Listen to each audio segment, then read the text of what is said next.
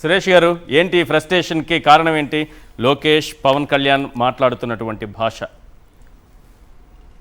లోకేష్ గారిది పవన్ కళ్యాణ్ గారి ఫ్రస్ట్రేషన్ కి కారణం మొన్న చంద్రబాబు నాయుడు గారే చెప్పారు కదా సార్. కారణము మీరు అడుగుతున్నారు, మీరు బహుశా మర్చిపోయినట్టున్నారు. మొన్న చంద్రబాబు నాయుడు గారు కలెక్టర్ల సమావేశంలో చెప్పారు కదా, ప్రజలు మన పాలనని మెచ్చుకోవడం లేదని చెప్పారా లేదా? అవును. మరి అదే కారణం. ఆ కారణం ఉంటే చంద్రబాబు నాయుడు గారిని అడగాలి. ఆ కారణం అయితే అకారణంగా వైఎస్ఆర్ సిపిని తిట్టడం ఎందుకు? మరి ఇక్కడ ఈ కోణం ఎందుకంటే నిన్న మనం జగన్మోహన్ రెడ్డి గారి ఆధ్వర్యంలో ప్రజా ఉద్యమం మెడికల్ కాలేజీల ప్రైవేటీకరణ, కోటి సంతకాల సేకరణ విజయోత్సవమై కోటికి పైగా 1,04,00,000 సంతకాల ద్వారా 1,00,00,000 కుటుంబాలకు చేరువయ్యి ఈ రోజు రాష్ట్ర వ్యాప్తంగా కోట్లాది మంది ఈ ప్రభుత్వాన్ని వ్యతిరేకిస్తూ ప్రభుత్వ ప్రజా వ్యతిరేక విధానాలను వ్యతిరేకిస్తూ బయటకు రావడం చూసి ఈర్ష్య, అసూయ, ద్వేషం, భయం, లోపల భయం, బయటకి మాత్రం గాంభీర్యాన్ని ప్రదర్శిస్తున్నారు తప్ప మరొకటి లేదు సార్. వాళ్ళు వాడినటువంటి భాషని మళ్ళీ పునరుద్ఘాటిస్తూ మళ్ళీ దాన్ని మాట్లాడలేము. కానీ ఏదైతే లోకేష్ గారు పవన్ కళ్యాణ్ గారు ఏం పీకారు అనే మాట్లాడారు, కానీ ఆ రీతిలో మనం మాట్లాడలేము. లోకేష్ గారు కూటమి ప్రభుత్వం అధికారంలోకి వచ్చిన తర్వాత ఈరోజు రాష్ట్ర స్థూల ఉత్పత్తి తగ్గిపోతుంది. మరి లోకేష్ గారు ఏం చేస్తున్నారు?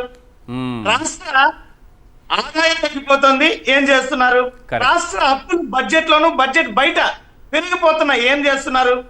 రాష్ట్రంలో నిరుద్యోగ శాతం దేశంలో నెంబర్ 1 అయింది. లోకేష్ గారు ఏం చేస్తున్నారు? పోలీస్ డిపార్ట్మెంట్ 36వ ప్లేస్ పడిపోయింది. రాష్ట్ర ఆర్థిక లోటు దేశంలో నెంబర్ 1 ర్యాంకింగ్ లో ఉన్నాం. కరెక్ట్. మరి లోకేష్ గారు ఏం చేస్తున్నారు? ఈరోజు మహిళల భద్రత, చిన్నారుల భద్రతతో అత్యధిక స్థాయిలో ఉంది. రాష్ట్ర పోలీసింగ్ దేశంలో 36వ ర్యాంకింగ్ లోకి వచ్చిందంటే ఏ రకమైనటువంటి పాలన రాష్ట్రంలో ఉంది? మరి దీన్ని కదా లోకేష్ గారి భాషలో ఏం పీకారు అని అడగాలి సార్. ప్రభుత్వాలు ఏ ప్రభుత్వం వచ్చినా మారినా ఒక శాఖ అనేది తన పని తను చేసుకుంటూ పోతుంది. జనరల్ అడ్మినిస్ట్రేషన్ అంటాం. జనరల్ అడ్మినిస్ట్రేషన్ పని ఏంటంటే సాధారణ జీతాల సంగతి కానీ పరిపాలన సంగతి కానీ ఎక్కడ ఆగకుండా చూసుకుంటూ పోవడం. ఇప్పుడు ఓన్లీ రాష్ట్రంలో జనరల్ అడ్మినిస్ట్రేషన్ పాలన సాగుతుంది తప్ప కూటమి పాలన సాగడం లేదు. కేవలం ఒకవేళ వాళ్ళు 3 పార్టీల అనుభవమో 3 పార్టీల స్వయం కృషో లేదంటే 3 పార్టీల చిత్తశుద్ధి కానీ కనిపిస్తే మరి రాష్ట్రంలో దేశంలో ఇతర రాష్ట్రాలతో పోటీ పడాలి కదా.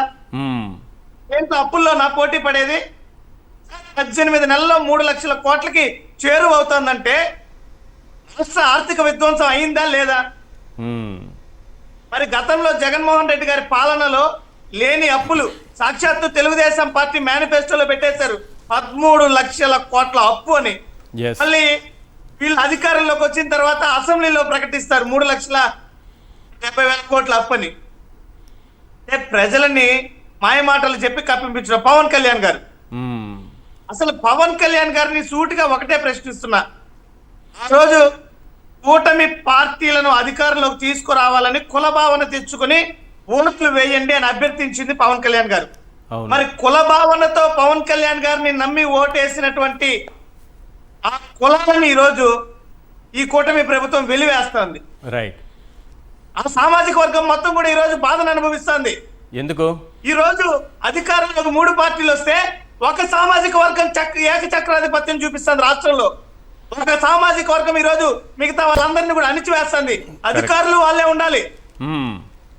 ఈ రోజు అధికారము పెత్తనము వాళ్ళ చేతుల్లోనే ఉండాలి. మాట వాళ్ళదే చెల్లాలి. ఆర్థిక అభివృద్ధి, ఆర్థిక పరిపుష్టి వాళ్ళకే కలగాలి. అంటే రాష్ట్రంలో మిగతా సామాజిక వర్గాలు లేవా? మిగతా సామాజిక వర్గాలు ఓట్లు వేయలేదా సార్? బీసీలకి అధికారంలోకి వస్తానే 5 సంవత్సరాలలో 1,00,000 కోట్లు ఖర్చు పెడతానని హామీ ఇచ్చారు సార్ మేనిఫెస్టోలో. మరి 18 నెలలు అవుతుంది. ఆ లెక్క ప్రకారం 45,000 కోట్లు బీసీలకు ఖర్చు పెట్టాలి కదా. నారా లోకేష్ గారు ఏం చేశారు? ఇప్పుడు ఖర్చు పెట్టారా? కొన్ని కాపులకి 15,000 కోట్ల రూపాయలు ఇస్తాము, నియోజకవర్గానికి ఒక కాపు కమ్యూనిటీ భవనాన్ని కట్టిస్తున్నారు. ఒక శిలాఫలక వేశారా 175 నియోజకవర్గాల్లో? కాపులకు ₹1 నిధులు కేటాయించారా? రైట్. అదే ఆ సామాజిక వర్గానికి అన్యాయం జరుగుతుంటే పవన్ కళ్యాణ్ గారు ఎవరు వేలముద్రలు చేర్చాలి? పవన్ కళ్యాణ్ గారు ఎవరి మీద కసుబుసులాడాలి? పవన్ కళ్యాణ్ గారు ఎవరిని నిలదీయాలి? కరెక్ట్.